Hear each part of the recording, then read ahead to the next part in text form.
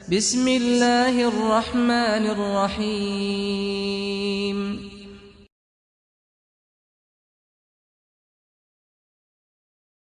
آپ نے جانا تو نہیں ہے لیکن خبر تو ہونی چاہیے کہ وہاں کیا ہوگا، وہاں کیا سسٹم ہے۔ ٹھیک ہے جی، کہتے ہیں کہ انسان کو پتہ چلنا چاہیے ہمسائے میں کیا ہو رہا ہے۔ ٹھیک ہے جی، اگرچہ اس گھر میں اس نے جانا نہ بھی ہو تو اسے پتہ چلنا چاہیے میں کیا ہو رہا ہے۔ تو جنت کے دروازے ہیں 8 اور جو دوزخ ہے اس کے 7 دروازے ہیں۔ اس کے 8 ہیں، اس کے 7۔ یہ چیز بتا رہی ہے کہ خدا کی رحمت زیادہ ہے، جنت میں جانے والے لوگ زیادہ ہیں، جہنم میں جانے والے کم ہیں۔ اس وجہ سے اس کے 8 ہیں، اس کے 7 دروازے۔ پہلے دروازے پر لکھا ہوا لعن اللہ القاذبین، کہ اللہ کی لعنت ہو جھوٹ بولنے والوں پر۔ ولعن اللہ الباخلین، کنجوس آدمیوں پر اللہ کی لعنت ہو۔ ولعن اللہ الظالمین، خدا لعنت کرتا ہے ظالموں پر۔ یعنی اس کا مطلب ہے کہ دوزخ میں جو جانے والے لوگ ہیں، دوزخ کے دروازے سے داخل ہونے والے لوگ ہیں، وہ کون ہیں؟ جھوٹ بولنے والے، کنجوسی کرنے والے اور ظلم کرنے والے۔ جھوٹ تمام گناہوں کا پیش خیمہ ہے، تمام گناہوں کا پیش خیمہ ہے، گناہوں کی جڑ ہے اور ایمان کی کینچی ہے۔ ایک شخص پیغمبر کی خدمت میں حاضر ہوا، اس نے کہا یا رسول اللہ میں کافر ہوں، گناہ گار ہوں، میں اسلام لانا چاہتا ہوں، لیکن ایک میری شرط ہے، میں اس سے پہلے 3 کام کرتا ہوں اور تینوں میں سے ایک کو چھوڑ سکتا ہوں، 2 کو نہیں چھوڑ سکتا۔ آپ مجھے اتنی گنجائش دیں کہ میرے لیے دوسرے 2 معاف کر دیں، ان کو یعنی میں بجا لاؤں۔ پیغمبر نے پوچھا کہ کون سے 3 کام کرتے ہو؟ کہا میں جھوٹ بولتا ہوں، شراب پیتا ہوں، پاک دامنی کے خلاف کام کرتا ہوں، جسے ہم کہتے ہیں عام زبان میں زنا۔ 3 کام کرتا ہوں، مسلمان ہونا چاہتا ہوں، آپ اس میں سے ایک کا انتخاب کریں جس کو میں چھوڑ دوں گا، آپ کی مرضی۔ پیغمبر نے کہا کہ تم مسلمان ہو جاؤ لیکن جھوٹ بولنا چھوڑ دو۔ اب وہ آدمی گیا، جب زنا کرنا چاہتا تھا فوراً ذہن میں آیا زنا کروں گا، اگر پیغمبر کے پاس گیا وہ مجھ سے سوال کریں گے، میں نے تو وعدہ کیا جھوٹ نہیں بولنا، کیا کہوں گا، شرمندہ ہو جاؤں گا۔ شراب پینے لگا، فوراً ذہن میں آیا کہ میں اگر آج شراب پیتا ہوں پیغمبر کی بارگاہ میں حاضر ہوں گا، وہ سوال کریں گے کہ شراب تم نے پی ہے ہی نہیں پی، اگر کہتا ہوں پیو پیے تو میری شرمندگی ہو جائے گی، اتنی بڑی ہستی، بزرگ ہستی کے سامنے جھوٹ جو ہے وہ ایسا کام میں نے کیا ہے، اور اگر کہوں نہیں پی تو جھوٹ ہو جائے گا۔ اور 3-4 دن اس نے کشمکش میں اس نے گزارے، 2 دلی میں گزارے۔ اب پیغمبر کی خدمت میں حاضر ہوا، کہا یا رسول اللہ آپ نے صحیح انتخاب کیا ہے، مجھے کہا ہے کہ جھوٹ سے پرہیز کرو، جھوٹ کی وجہ سے 2 گناہوں سے میں بچ گیا ہوں خود بخود۔ جھوٹ گناہوں کا منبع ہے، سرچشمہ ہے۔ کوشش کریں کہ بچوں کی تربیت ایسی کریں کہ جھوٹ نہ بولیں۔ بچوں کے سامنے اگر جھوٹ بولیں گے وہ جھوٹ بولنا سیکھ جائیں گے۔ اور ایک آدمی بچوں کو کسی کام کا کہتا ہے خود عمل نہیں کرتا، یہ بھی ایک قسم کا جھوٹ ہے، یہ بھی ایک قسم کا جھوٹ ہے۔ آپ بچوں کو کہتے ہیں صبح صبح نماز کے لیے اٹھا کرو بچہ جی، خود نہ اٹھیں صبح کی نماز کے لیے۔ بچوں کو کہیں کہ وقت پر گھر آیا کریں جی، اور جاتے ہوئے بتا کر جایا کریں کہ کہاں جا رہے ہیں، اور جس ٹائم پہ آپ بتاتے ہیں کہ ہم نے آنا ہے اسی ٹائم پہ آنے کی کوشش کریں، یا اگر نہیں آ سکتے تو فون ضرور کریں۔ بچوں کو یہ تلقین کریں، خود اس پہ عمل نہ کریں، خود جب جی جائے گھر سے چلے جائیں باہر، اور جب جی جائے واپس آ جائیں۔ اور یہ بھی کوشش کریں گھر میں سخت قسم کی بیجا پابندیاں نہ لگائیں، کہ وہاں گھر کے جو لوگ ہیں آپ کی بیجا سختیوں کی وجہ سے، پابندیوں کی وجہ سے تنگ آ کر کے ان کو توڑنا شروع کر دیں۔ جب آپ بیجا سختیاں کریں گے تو بچہ جھوٹ بھی بولے گا۔ میں نے ایک پاکستانی سے پوچھا کہ ہمارے پاکستانی بچوں میں اور گوروں کے بچوں میں کیا فرق ہے؟ نے کہا کہ ان کے بچے جھوٹ نہیں بولتے. میں نے کہا ہمارے بچے کیوں جھوٹ بولتے؟ کہا ہم خود مجبور کرتے ہیں جھوٹ بولنے پر. گورے کا بچہ لیٹ آیا, اس نے بتا دیا کہ فلان جگہ پر.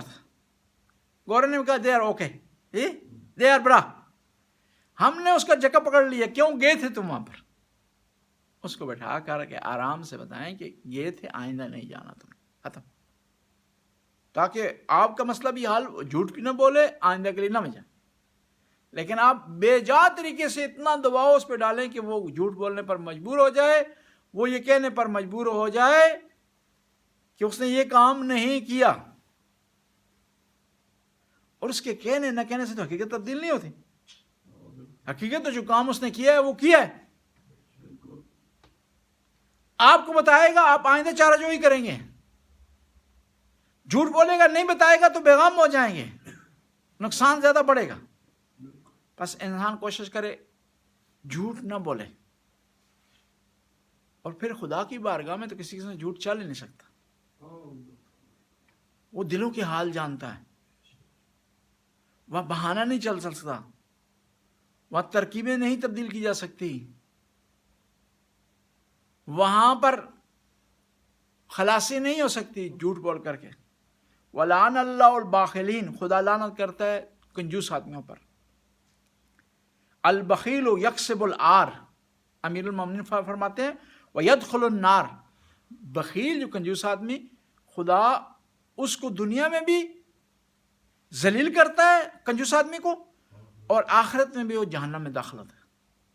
جہنم کے دروازے پر لکھا ہوا ہے کہ خدا کی لعنت ہے کنجوس کرنے والے پر. اور کچھ کنجوس ایسے ہوتے ہیں جو اپنے اوپر بھی خرچ نہیں کرتے, بچوں پر خرچ نہیں کرتے.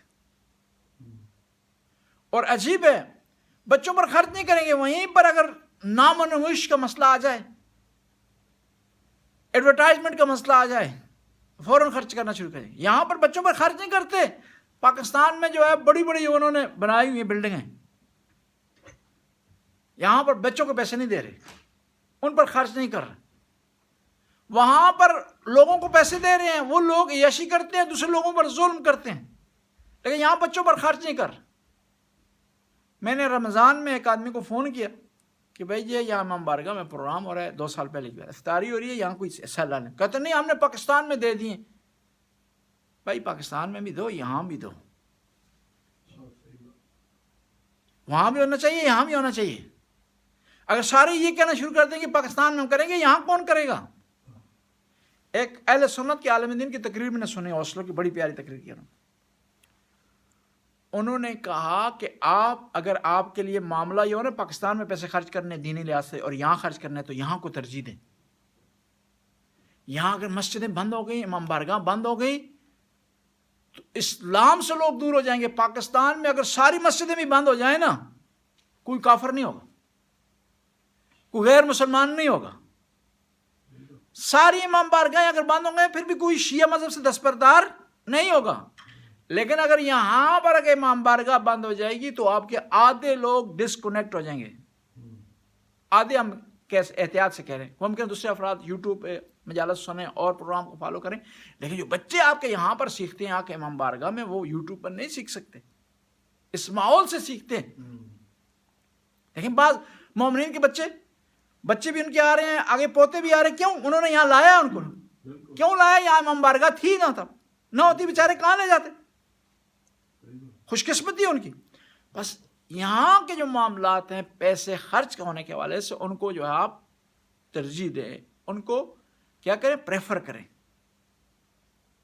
تاکہ یہاں پر یہ نسلیں چلتی رہیں, اسلام کا نام رہے, مسجدیں آباد رہیں, امام بارگاہیں آباد رہیں, آپ کی نسلیں تک یہ آل بیت علیہ السلام کی پاک اور صاف ثقافت منتقل ہوتی رہے. تب ہوگی جب مرکز ہوگا آپ کے پاس, تب امام کا گھر آپ کے پاس ہوگا, تو تب جو ایسا مسئلہ آگے بڑھے گا.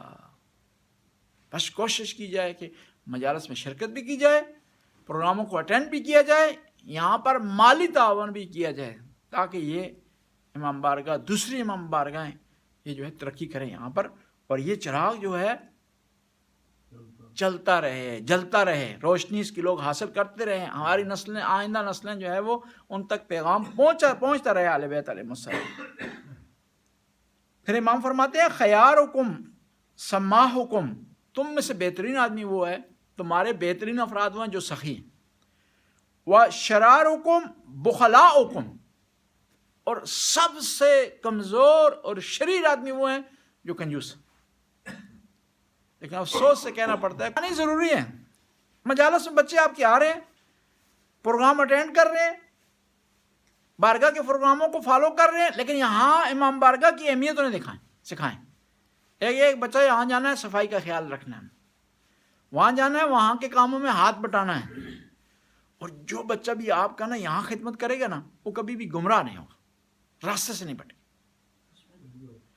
پھر پیسے بچوں کے ہاتھ سے دلوائیں امام بارگاہ کو، تاکہ بچوں میں عادت ہو امام بارگاہ کو پیسے دینے کی، ان کے ذہن میں ہو کہ یہ امام بارگاہ جو جا رہے ہیں یہاں پر ہم نے خرچ بھی کرنا ہے، یہاں پر پیسے بھی دینے ہیں، یہاں پر نیاز بھی ہم نے دینی ہے، یہاں پر ہم نے منت بھی ماننی ہے، یہاں ہم نے دعا بھی کرنی ہے، یہاں سے ہم نے حاجت بھی حاصل کرنی ہے۔ ساری چیزیں بتانا ضروری ہے بچوں کو، کیونکہ اس ماحول میں آپ کے بچے کے لیے واحد جو ذریعہ ہے جس تک اہل بیت کا پیغام پہنچ سکتا ہے وہ امام بارگاہ اور آپ ہیں۔ پاکستان کی طرح نہیں ہے کہ سکول سے بھی کچھ چیزیں مل جاتی ہیں انسان کو اسلامی لحاظ سے، کچھ چیزیں ٹی وی سے مل جاتی ہیں اسلامی لحاظ سے، کچھ ماحول سے مل جاتی ہیں اسلامی لحاظ سے، کچھ دوستوں سے مل جاتی ہیں۔ یہاں دوسرے ذرائع بالکل کٹ گئے ہیں، صرف دو ہی ذریعے ہیں، یہ امام بارگاہ اور آپ ہیں۔ آپ نے بچوں تک یہ سارے آداب منتقل کرنے تاکہ بچے آپ کے لیے معاشرے کے لیے مفید ثابت ہوں، اور قیامت کے دن آپ اپنے امام کی بارگاہ میں بچوں کی نسبت شرمندہ نہ ہو، بچوں کی نسبت شرمندہ نہ ہو، کہ امام فرمائیں کہ اے فلاں شخص تو آ گیا ہے، تو میرا محب ہے، لیکن بچوں کو تو نہیں لایا، بچوں کو کہاں چھوڑ آیا ہے تم، بچوں کی تو نے تربیت نہیں کی، انہیں حسینی نہیں بنایا، انہیں عزادار نہیں بنایا، انہیں اہل بیت کا چاہنے والا نہیں بنایا، تو ہم سے تو بڑی محبت کرتا تھا، بڑا پیار کرتا تھا، اپنے آپ کو حسینی کہتا تھا، عزادار کہتا تھا، لیکن یہ چیز تو نے اپنے بچوں تک منتقل کیوں نہیں کی؟ اور ایک کام ضرور کریں، جب بھی امام بارگاہ آپ آئیں نا، گھر میں اگر بچے ہیں نا، اگر ان کو مشکل نہیں ہے، کوئی بیچارہ تھکا ہوا نہیں ہے، کام سے نہیں آیا یا کام پہ نہیں جانا اس نے، آتی وہ پیغام ضرور دے کر آیا کہ بیٹا میں امام بارگاہ جا رہا ہوں، تم بھی فلاں ٹائم پہ مجلس شروع ہوگی تو آ جانا۔ ایک مومن کے گھر میں ایک دفعہ تھا تو بڑا اس نے پیارا جملہ کہا، مومن کے گھر میں تھے اور وہاں سے ہم آ رہے تھے امام بارگاہ، تو مومن نے آتے ہوئے آواز دی کہ بیٹا آؤ امام بارگاہ چلتے ہیں، وہاں پر فلاں فلاں بچے بھی آئیں گے۔ یہ بچوں کو اٹریکشن نہیں ہوتی ہے نا کہ بچے اگر آئیں گے تو مل کر بات کریں گے، کھیلیں گے، یعنی آپ پیغام پہنچائیں، اب بچے کی مرضی آئے یا نہ آئے، پیغام اپنا بھرپور پہنچائیں، اچھے طریقے سے پہنچائیں، پیار کے سے پہنچائیں۔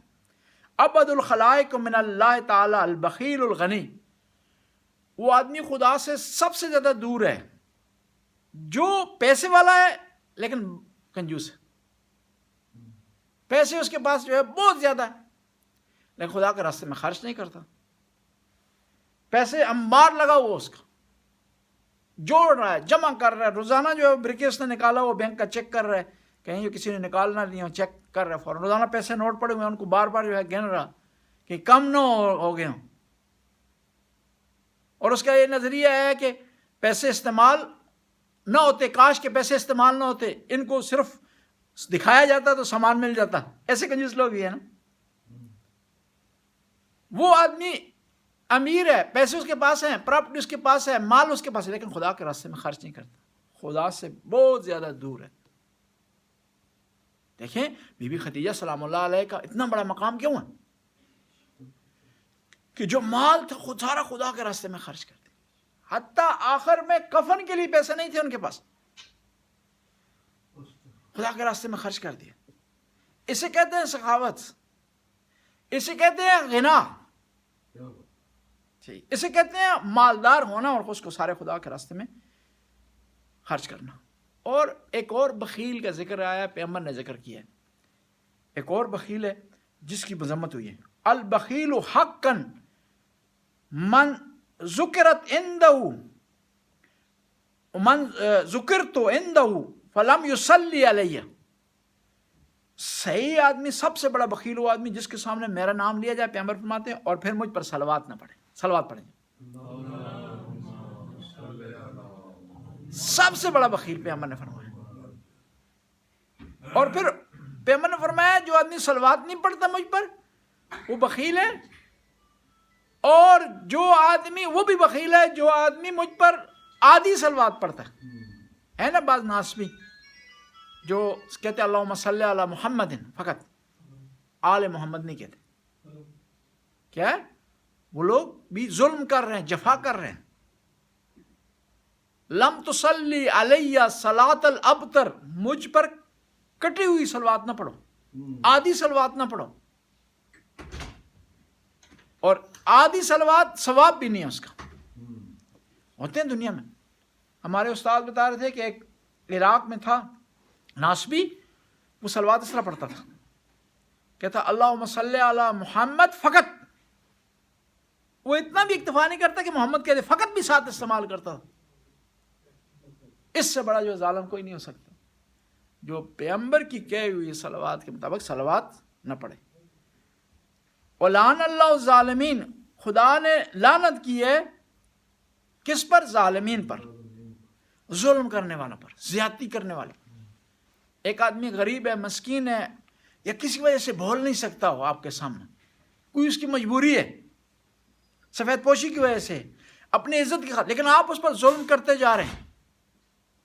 وہ اپنے مقام کی وجہ سے، اپنے لباس کی وجہ سے، اپنے امامے کی وجہ سے نہیں بولتا ہو، جواب آپ کو نہیں دے سکتا، لیکن آپ اس پر ظلم کرتے جا رہے ہیں. خدا کہتا ہے اس پر اللہ کی لعنت. کسی کی پیٹھ پیچھے بات کرنا یہ بھی ظلم ہے. کسی کو گناہ کو اچھالنا یہ بھی ظلم ہے. کسی کی عزت کو اچھالنا یہ بھی ظلم ہے. کسی کی عزت اور آبرو کا خیال نہ رکھنا اور افواہ کی بنیاد پر کسی کی پگڑی اچھالنا یہ بھی ظلم کہلاتا ہے. اور خدا لعنت کرتا ہے کس پر؟ ظالمین پر. بس یہ دوبارہ آپ کی خدمت میں عرض کرتے ہیں. گزشتہ جمعوں سے آپ کی خدمت میں عرض کیا جنت کے دروازے پر کیا لکھا ہوا ہے. آج سے ہم شروع کر رہے ہیں اور شروع کر لیا ہم نے جہنم کے دروازے پر کیا لکھا ہوا ہے. آپ نے وہاں جانا نہیں ہے، انشاءاللہ کوئی بھی نہیں جائے گا ہم میں سے، لیکن علم معلومات ہونی چاہیے کہ وہاں پر کیا خبر ہے، وہاں پر کیا گزر رہی ہے، وہاں پر